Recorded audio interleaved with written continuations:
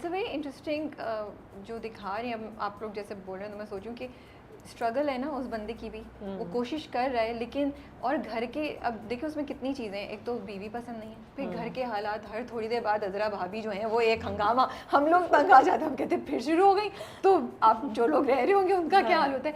तो all of these things कैसे impact करते हैं इंसान को। मुझे ड्रामा इसलिए भी बड़ा इंटरेस्टिंग लग रहा है कि फॉर द फर्स्ट टाइम हम मर्दों की ना जो एक्चुअल उनको चैलेंजेस होते हैं उसको, उसके बारे में बात कर रहे हैं कि हाँ वो थके हुए थके हुए दुकान से काम करके घर आ रहे हैं, अब उधर चीखम दाढ़ी हो रही है, तो जैसे नसीर का कैरेक्टर, वो अच्छा होना भी चाहे तो बोलेगा नहीं भाई too much effort, I am living, I am going, मैं नहीं करना चाहता। I absolutely agree with you. देखिए अजरा भाभी is the perfect definition of a फितना एंड फसाद इन द हाउस, ठीक है। ये बात तो मैं बिल्कुल आई विल स्टैम्प दिस कि अगर आपके घर में किसी और के घर में कोई ऐसा एक फ़र्द हो जो कि ये इवन लाउड भी ना हो, मैनिपुलेटिव हो, डिसीटफुल हो, डिसेप्टिव हो और लाउड भी हो साथ में, ऐसा कोई बंदा हो तो घर का हर फर्द हिल के रह जाता है। And she is why everyone's calling her the central character, because it's because of her everyone is disturbed inside the house. तो ये बात तो है कि उनकी वजह से बहुत सारे लोग डिस्टर्ब हुए हैं ऑन अनदर लेवल, और वो लेवल अब यहाँ पहुँच चुका है कि सारे भाई जो हैं वो अलग हो चुके हैं। एंड बिग मात के साथ भी रवैया सही नहीं है, माँ के साथ भी रवैया सही नहीं है, so it's happened because of her. But आपको लगता है फरहत को बता देना चाहिए अस्मा को, जो उनको पता चला है अभी रिसेंटली नसीर के बारे में? बताना तो चाहिए सबको, मुझे नहीं पता वो बताएगी कि नहीं बताएगी, मुझे भी नहीं पता अभी, तो जब हम रिकॉर्ड करेंगे एपिसोड तब तक नहीं पता चला, मुझे भी नहीं पता। लेकिन असूलन तो बताना चाहिए ना, सबको पता तो चलना चाहिए, लेकिन मेरा ख्याल है वो नहीं बताती, और क्यों नहीं बताती ये मुझे नहीं पता। नहीं ठीक है, वो तो हम ड्रामे की प्रोग्रेशन को देखेंगे आगे जाके कि क्या होता है। अस्मा, मतलब मुझे सीरियसली नहीं पता, वो इसलिए क्योंकि उनके सीन्स तो मुझे नहीं, मैंने नहीं देखे, ना ही मैंने पढ़े हैं, तो इसलिए आई रियली डोंट नो कि वो किसको बताती है। अस्मा को पता तो चलेगा ना या नहीं?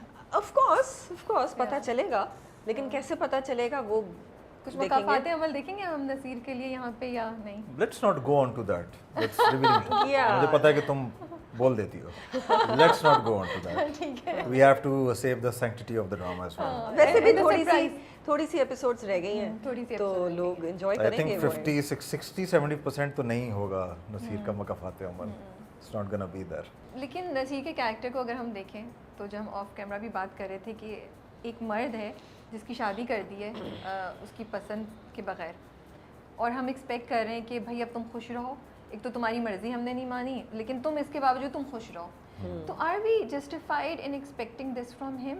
अगर यही चीज़ हम एक औरत के साथ होते हुए देखते, मैं ऐसी सोच रही थी, तो हम कहते ओह इस बेचारी की मर्ज़ी के अगेंस्ट इसकी शादी कर दी, बहुत बुरा किया, और इसके साथ तो जुल्म हो रहा है, ये तो इसकी ज़िंदगी ख़राब हो गई।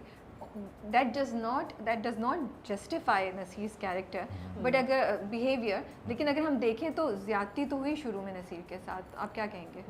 बिल्कुल हुई, ज़्यादती हुई, और इसमें एक तो नसीर के साथ ज़्यादती हुई, फिर व्हेन यू मैं एक्चुअली ड्रामे की जो साइकी होती है ना, जो कैरेक्टर्स की साइकी होती है, जो स्क्रिप्ट की साइकी होती है, उसमें मैं बहुत ड्वेल इन करता हूँ कि कैरेक्टर का बैकग्राउंड क्या है, वो क्यों इस वजह से कैसे हैं। तो इसमें बहुत सारी बातें खुल के सामने आ रही हैं, जैसे आप YouTube कमेंट्स भी पढ़ते हैं कि इससे ये भी वाज़ेह होता है कि क्या माँ बाप को अपने बच्चों के साथ इतना स्ट्रिक्ट होना चाहिए।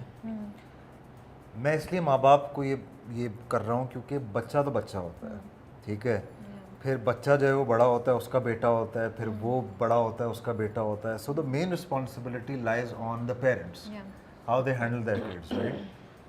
So that is number 1। Number 2, joint family system होना चाहिए, नहीं होना चाहिए।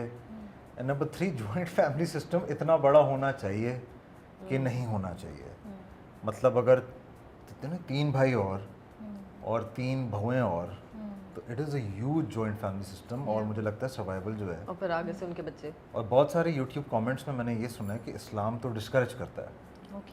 हम जब पढ़ते हैं यूट्यूब के कमेंट्स, तो मुझे इतना नहीं आइडिया था उस पर, लेकिन बहुत सारे मैंने कमेंट्स पढ़े जिस पर लिखा हुआ था कि इस्लाम डिस्करेज करता है joint family system for the very same reasons कि ये सारी चीज़ें होती हैं। फिर 1-2 और मैंने चीज़ें पढ़ी, ये में इंसाइट्स होती हैं। ड्रामा बनाया जाता है लोगों के लिए इंसाइट लेने के लिए कि अगर आप ऐसे हैं तो आप ऐसे ना बने, अगर आप ऐसे नहीं, अगर जैसे अस्मा है आप अस्मा जैसे ना बने, आप बिल्कुल ही दूसरे स्पेक्ट्रम के दूसरे एंड पे ना चले जाएं।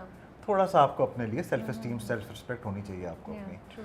तो लोग ये देखते नहीं हैं। लोग क्या करते हैं, उसको कहते हैं हाँ ड्रामा था, अजरा फनी भी है और वो ऐसी भी है। लेकिन आप साइकोसिस फॉलो करें कि अजरा कर क्या रही है, what is she doing inside that house. तो ये बहुत सारे सवालात हैं जिनको मैं एड्रेस करने की ज़रूरत है।